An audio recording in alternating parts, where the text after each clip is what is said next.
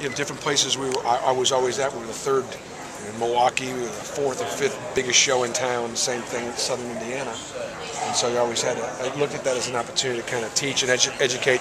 And so the transition to being on Sirius XM, I'm trying to look at it the same way. What can I bring? Tell me about the coaching thing. You want to get back in as soon as possible? What's going on? Right now there's some things about it that I miss. Yeah. There's a lot about it I don't miss. I've got a couple years to sit out, and we'll cross that bridge when we come to it. I mean, I want to stay right. I'll stay right, and I'll stay ready if the opportunity presents itself.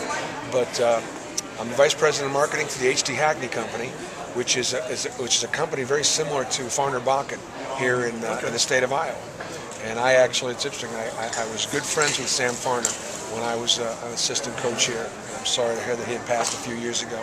So that's what I'm doing full time. And then in my part time, I'm doing Sirius XM, and I'm a college basketball analyst for some other radio shows. And I hope to get a chance to do television next year and see if I'm any good at it. And if I am, and if I like it, then that might be something I'll stay with. We'll see. Now, Roy Marble gave you credit for always bringing an edge to practice and really getting everyone to compete. Right. Did you look back? Is that true? And what did you do? Because you had so much depth at every position. Yeah. I couldn't add much to Tom Davis's basketball knowledge. He forgot more than I knew.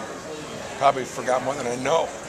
And so I had to find a way to make a difference, to contribute. And so mine was to try to provide some intensity and some passion, a level of expectation for how we were going to train, how we were going to practice, how we were going to go to class. And I was probably on those guys more as a 26-year-old young assistant than even Tom would have been. And his job was to teach and to coach, and he had to do it all. But my job is to make sure we competed.